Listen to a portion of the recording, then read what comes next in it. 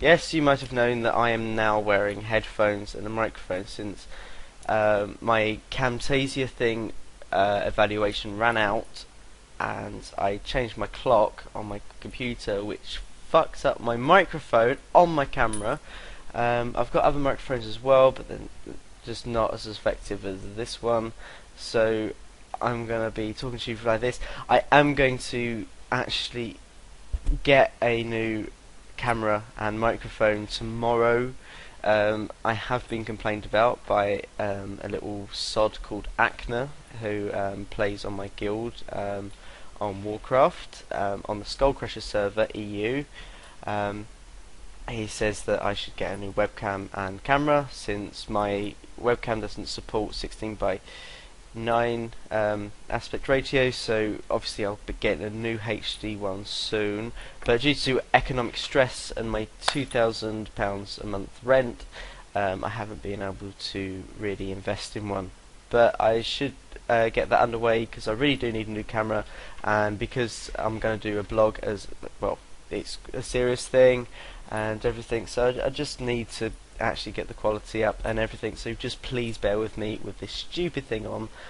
This is my gaming headset, so it's got surround sound in it and everything, and it's got a retractable microphone, which you didn't really need to know that, but I'm just going to blabber on anyway. I'm going to do this in one take. It's now 4 o'clock in the morning and I just got bored, so I need to finish off my last blog where it ended, because it ended quite abrupt. Because over the weekend I'm going to start working again properly, so I've got an overnight and I've got 2 jobs on Sunday, one in a sauna and one when I get back, hopefully, fingers crossed.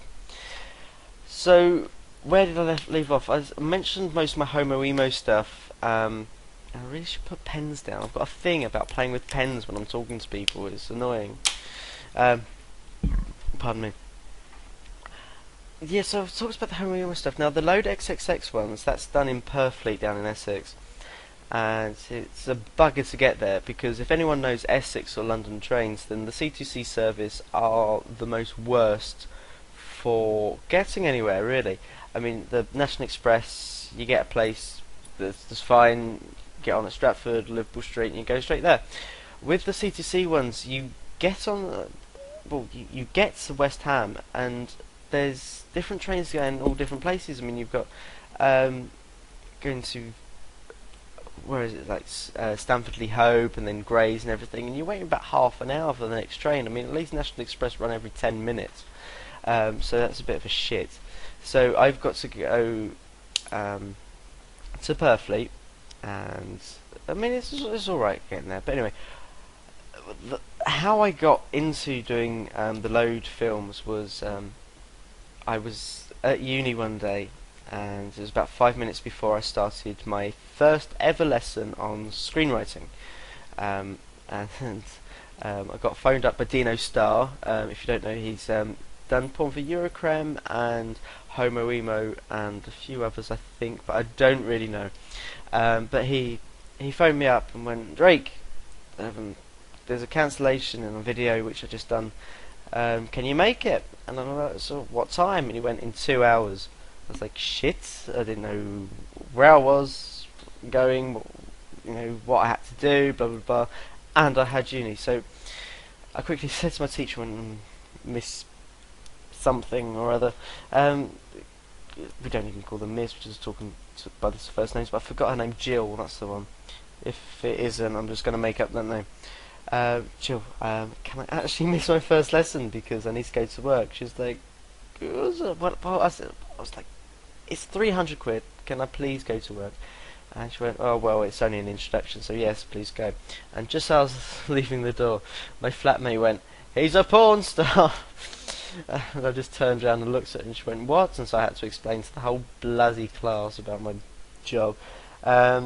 Rushed back home to Hackney, which was about an hour from uni due to rush hour, and then back home, back to the shoot. And the moment I walked in, I thought I was thinking all the way on the tube, like, what should I say? What funny one-liner can I say to break the ice? So I walked in and I went, right, where's the cocaine? And he just looked at me and go, what? I went, well, I was just phoned up by Dave from Graffiti Blue saying that I had a shoot, and because of such short notice, I was promised there was to be about 5 grams of cocaine for me. And it's like, what? And then sort of awestruck, and I went, fucking hell, hello, how are you? I'm just joking. So that didn't go down too well, but I was that shoot went alright. Nothing out of the ordinary there really.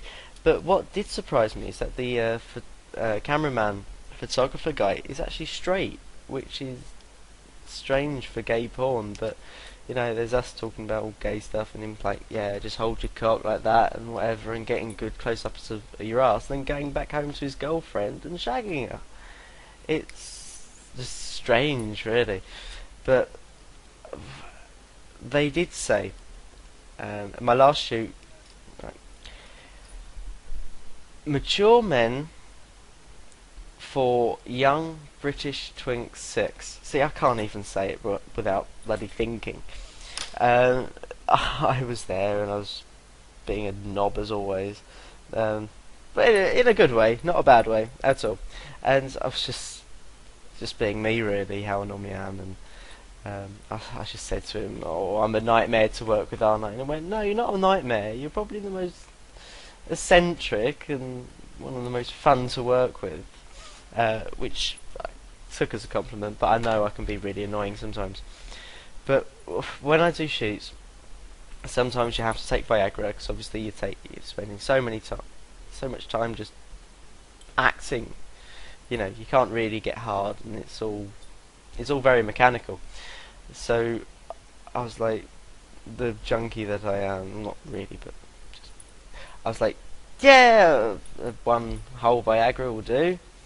And this was one of the hottest days in summer this year, and